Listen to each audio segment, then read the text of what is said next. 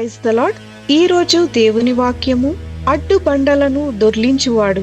వారు వచ్చి కన్నులెత్త చూడగా రాయి పొర్లింపబడి ఉండుట చూచిరి. ఆ రాయి ఎంతో పెద్దది.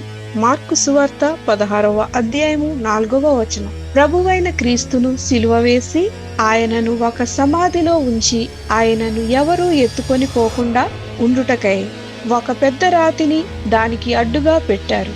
ఆదివారమున కొందరు స్త్రీలు ఆయన దేహానికి సుగంధ ద్రవ్యాలు పూయుటకు వచ్చుచుండగా ఆ సమాధి ద్వారమున ఉన్నటువంటి ఆ బలమైన పెద్ద రాతిని ఎవరు తమ కొరకు దొర్లించుదురని ఒకరితో ఒకరు చెప్పుకొనుచున్నారు. ఎందుకనగా అంతకు మునుపు అదే రాతిని కొందరు బలాఢ్యులైన రోమా సైనికులు కలిసి దానిని అడ్డుగా నిలిపారు.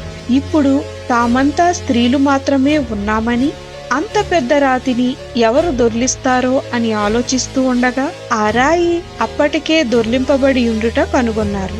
ఈ రోజు మీ జీవితాలలో నిలిచి ఉన్న అడ్డుబండలను, సమస్యలను ఎవరు తొలగిస్తారో అని ఎదురు చూస్తున్నారా?